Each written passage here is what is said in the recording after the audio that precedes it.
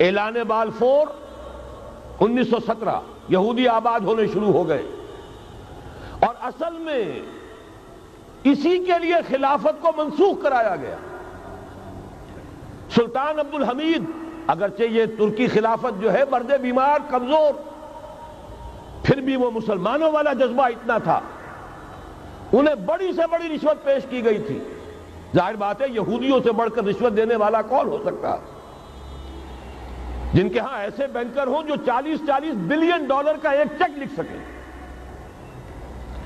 پھر یہ کہ ان پر سیاسی دباؤ بہت ڈالا گیا، انہوں نے جب تک خلافت عثمانیہ برقرار رہی یہودیوں کو فلسطین میں آباد ہونے کی اجازت نہیں دی، کہ جو معاہدہ کیا تھا حضرت عمر نے رضی اللہ تعالی عنہ، خلیفہ ثانی نے، خلیفہ راشد نے، ہم اس کے پابند ہیں اور ہم یہاں یہودیوں کو آباد ہونے کی اجازت نہیں دیں۔ لہذا انہوں نے اس خلافت ہی کا بستر طے کرایا، اس لیے کہ نہ رہے بانس نہ بجے بانسری، نہ مسلمانوں کی وحدت ملی کی کوئی علامت دنیا میں باقی رہے، اور نہ مسلمان کسی مسئلے پر جمع ہو کر کوئی موقف اختیار کر سکے۔ اعلان بالفور کے نتیجے میں آباد کاری شروع ہوئی، 1948 میں اسرائیل قائم ہو گیا، معجزہ ہو گیا، 1967 میں اس کی توسیع ہو گئی۔ اس میں ایک بات اور بھی عرض کر دوں، یہ سارا کس طور سے ہوا ہے کام؟ آپ نے زائنزم کا نام تو سنا ہے، صہیونی تحریک، خود اس کا جو بابا آدم تھا، آرڈر آف الومیناٹی، 1776 یکم مئی یہ نظام قائم کیا وائساپ نے، اور اس نظام کے تحت فری میسنری اور lodges of the great Orient قائم کیے گئے۔ یہ سارا ہتھ کنڈا وہ ابلیسی نظام، اس کی تفصیل ایک کینیڈین آتھر نے لکھی ہے کتاب میں، پاونز ان دی گیم۔ یہ سارا دھندا ایک شیطانی چکر ہے، ابلیسی چال ہے، اور اس کے ذریعے سے اسرائیل قائم ہوا اور اس کی توسیع بھی ہوئی 1967 میں۔ اب یہاں تک پہنچنے کے بعد ان کے پیش نظر بقیہ دنیا کی تسخیر اور اسے فتح کرنے کا معاملہ ہے، اور سب سے بڑھ کر اسلام کی بیخکنی اور اس کا راستہ روکنا، یہ ان کے پیش نظر ہے۔ یریدون لیطفئوا نور اللہ بافواہہم۔ صورت اس وقت کیا ہے؟ یورپ اور امریکہ سے آپ مشرق کی طرف آئیے، پہلے عالم عرب ہے، عرب مسلم ورلڈ۔ مجھے یہ کہتے ہوئے سخت دکھ ہو رہا ہے، پورا عالم عرب وہ فتح کر چکے، وہ عرب ممالک کے جو اسرائیل کے ساتھ کسی میز پر بیٹھ کر گفتگو کرنے کو تیار نہیں تھے، آپ دیکھ رہے ہیں کہ لائن لگ گئی۔ کبھی صرف انور سادات نے ریکگنائز کیا تھا، پوری دنیا میں شور مچا تھا، اس پر لعنت ملامت ہوئی تھی، اب تو ایک ایک کر کے، وہ شاہ حسن ہو چاہے شاہ حسین ہو، اب تو وہاں سے ویزے ختم ہو رہے ہیں۔ سعودی عرب اور امارات، انہوں نے جو کچھ کاروباری بندشیں لگائی ہوئی تھی وہ ختم کر دی گئی، ان میں نرمی پیدا کر دی گئی۔ یہ صورتحال ہے کہ واقعتاً ان کی جو عالمی تسخیر کا پروگرام ہے وہ آگے بڑھ رہا ہے، اور بدقسمتی سے امت مسلمہ کا جو قلب ہے، اس امت کا قلب امیین پر مشتمل ہے۔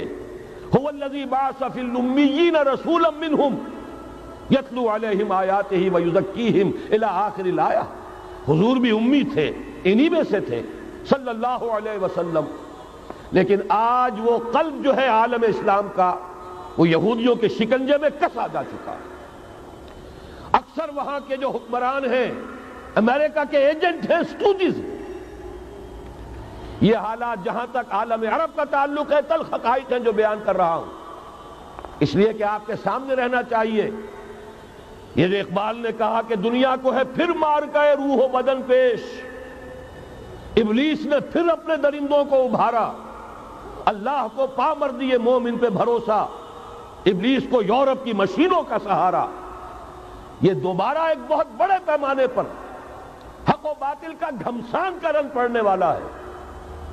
ملاحم کی جو حضور صلی اللہ علیہ وسلم نے پیشین گوئیاں فرمائی، الملحمۃ العظمی، تاریخ انسانی کی عظیم ترین جنگ جو ابھی آنے والی ہے، اس کو سمجھ لیجئے اچھی طریقے سے کہ اس میں جو قوتیں ایک دوسرے کے مقابل آ رہی ہیں وہ کون سی ہیں۔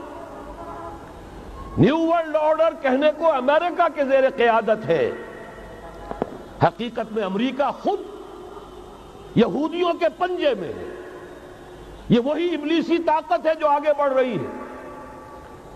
عالم عرب کو فتح کرنے کے بعد اب ان کے پاس اگلا عالم اسلام کا حصہ ہے، غیر عرب مسلم ورلڈ۔